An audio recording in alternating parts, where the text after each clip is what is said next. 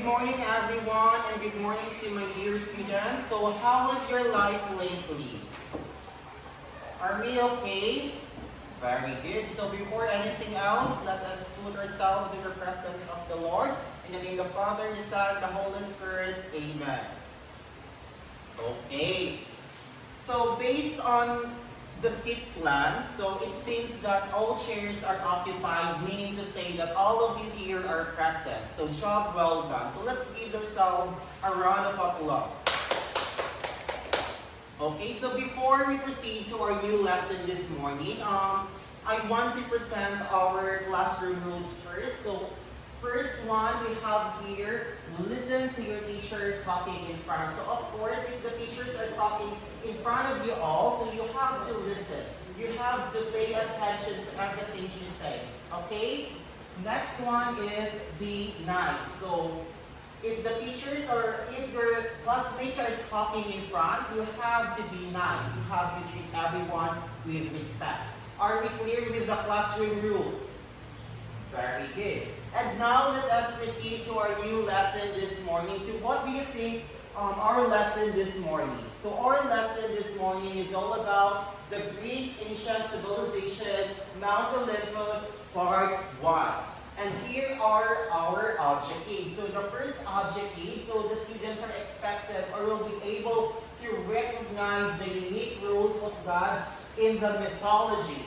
Second, the students will be able to pantomime a scene from the story. And the last one, the students will be able to appreciate the mythological relationships portrayed in the narrative. Okay, we're going to dive into our first activity, which is the picture walk. So there are some images here in the blackboard, and each picture corresponds to different stories. So I will ask each one of you what you have observed about the specific picture, and you will describe what is the happening or what is the setting all about. So this is the first picture. So what can you say about the picture? Okay, Charles. Okay, that's correct. There are chairs here, there are the flying person. How about you, Anna? Yes, same with Charles. How about this second picture? Okay, Angeline. Yes, there are two persons in the picture. How about you, Marjorie? Okay, there are the second person has a xylophone, or what do you call that one? A music instrument. So let's dive into the third picture. Okay, Jenny. Okay. That's right, there are some dogs in here. There are two dogs, and there are two persons also, which is a girl and a boy. So for the fourth picture, Miko. Yes, that's right. There are dolphins, whales, or anything that you can find in an ocean. And there is also a person and two persons in the picture. How about this picture? Yes, there are two persons talking. And another. Yes, the person is holding an instrument. Okay, very good. How about the next picture? Yes, there is a person, and there is also what is this? A deer. Okay, very good. How about the next picture? Okay, there is a person diving under water, and there are so many fishes and dolphins. And for the last picture, what did you observe? Yes, there is a person and also a bolt of a lightning. Okay, very good. I have here a list of statements, and let's figure out if you already know or you have a background about our topic for this morning. And all you have to do is to thumbs up if you agree and thumbs down if you disagree. Okay, so now let's start. First,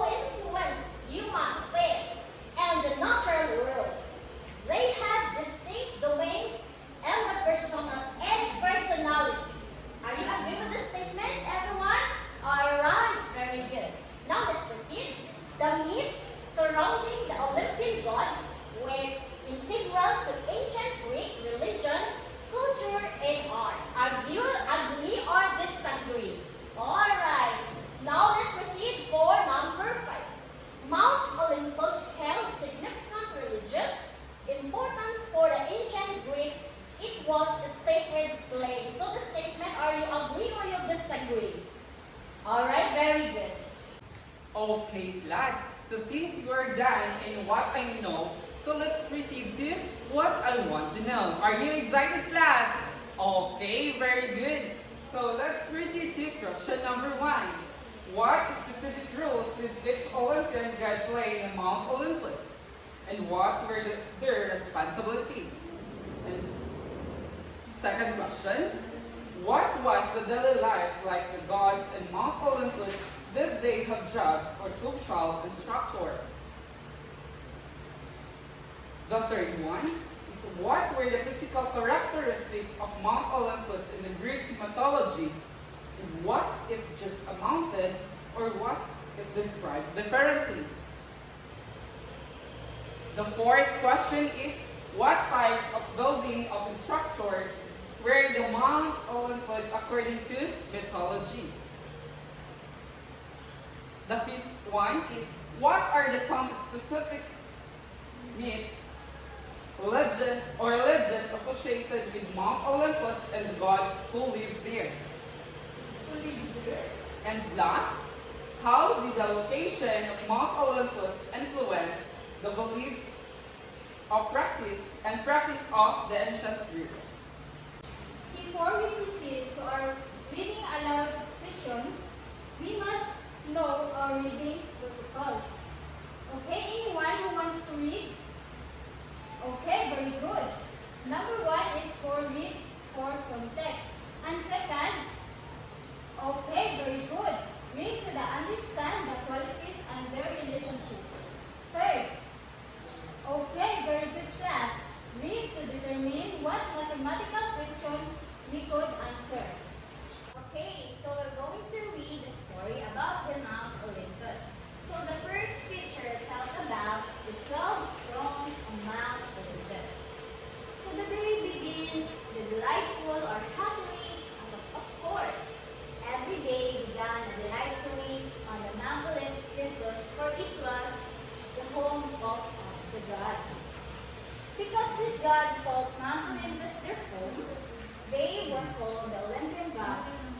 Sometimes they enjoyed roaming on earth, which is where the gods could be found at this moment, all except Hermes and Apollo. So I have a question. What can you see about the picture? Okay, Jay? Yes, there are 12 chairs in the throne. So what can you, do you have any idea what is the 12 chairs used for? Yes, correct. The 12 chair is the chairs of the gods in the Olympus. Hermes with winged sandals, one Apollo with harp. Hermes, a messenger of gods and son of Zeus, appeared in an instant at the side of his brother Apollo. A messenger is someone who carries the messages. Then Hermes was wearing his famous winged sandals and winged helmet. He carried a small wooden stick or baton with wings on either side.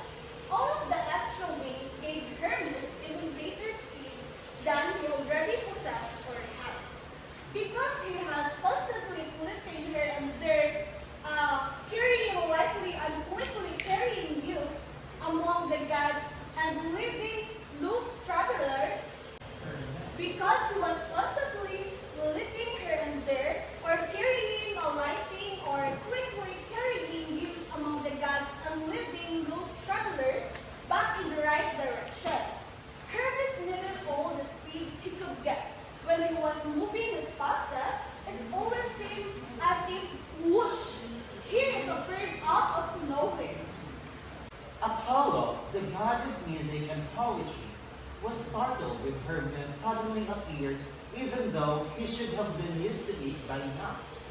Do you have to talk like that? He protested, or said it with disapproval. I was just composing the most wonderful song on my heart, and you have made it forget where I was in the melody. So if Apollo is composing a song, what is he doing? So sorry, Hermes explained. Although he was secretly pleased, for he was a bit of a trickster. What isn't a trickster? Hermes went on. But soon, you will have more of an audience for our great father. Zeus has summoned us all here to the great hall at once. Glancing around nervously, he added quietly, and you know how he can be when he kept waiting. So who is Zeus? Hermes listening to Apollo's song. Hermes looked at the harp he had given to Apollo long ago, made from the shell of a large tortoise with strings stretched across it. Still, I can stay for a moment if you would be kind enough to play whatever you were working on. He sat down and I think he shone on the floor. Apollo smiled, and because he was also the god of light, his mind could truly light up the room. I would be delighted, he said, and his fingers ran so swiftly or quickly across the harp strings that they seemed almost liquid. As always, the song was so beautiful that anyone listening would think it must be the best song that could ever played. That is, until Apollo played the next one. Hermes actually stopped and moving, which was quite rare for him. And at the end of the song, he sighed. Then he was gone. His parting, thank you, hanging in the air. Apollo thought, that boy must learn to slow down. So I have here a question. Why is it rare for Hermes to sit still? It is because, in one, yes, because he is a messenger and always carrying to deliver messages. Hermes had already left behind the high cloud mountain, and he was settling down into a lush or thick and healthy green forest below. Here, Hermes was especially alert, for he was searching for the greatest of hunters, or rather huntresses, his sister, the goddess Artemis. If anything could travel as quickly as Hermes, it would be one of Artemis' arrows, for she was the goddess of hunting, wilderness, and animals. Hermes could hear the crashing and crackling of branches as something large broke through the trees nearby. Suddenly, a great antlered stag or male bear burst from the bushes not 5 feet from Hermes, panic in its eyes as it saw him. So why do you think the stag has panic or fears in its eyes? Yes, very good. It's because Artemis is hunting the deer.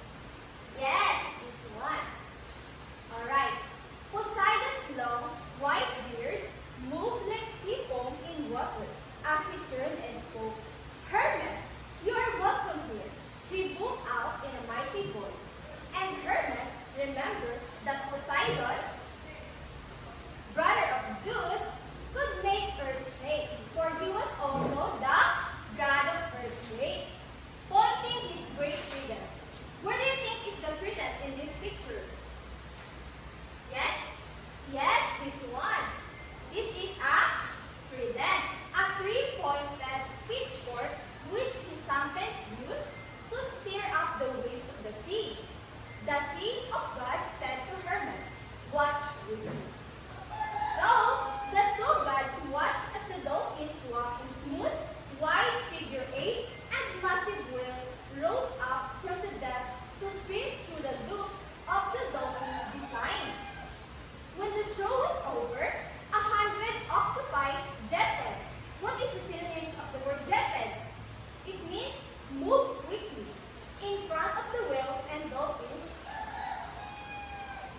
shooting black ink from their bellies as a sort of closing theater curtain to end the performance. So what do you call? It is octopi is a plural for octopus. What do you call it if it is only one? Yes, octopus. How about if there is many octopus? Very good. It is octopi. Poseidon roared with laughter at this surprise ending. Then, turning to Hermes, he asked, "What brings you here, nephew?" Hermes replied, "Zeus asked you to come with all speed to Mount Olympus." "I shall go at once," he said. But before he set out to see his brother, Poseidon took the time to thank the dolphins, the whales, and octopi for their performance. When he finished, Hermes was already gone. It is wonderful how he does that, Poseidon thought. Hermes dodging a lightning bolt. In the sky high above him, Hermes was already seeking out another of the gods. Suddenly, a lightning bolt split the air only 10 feet from the messenger god. This was followed by the feeling crash of thunder. This one is a thunder. So, Zeus was very impatient. Hermes called upward. I am moving as quickly as I can. My lord, the messenger of gods hurried, just wait. So, what do you think, or who do you think is the god of lightning? Okay, anyone from the class? Okay, very good. It is Zeus. To check your understanding, I'm going to ask the questions about the story earlier. So first one, where did the ancient Greeks believe the gods live? Anyone?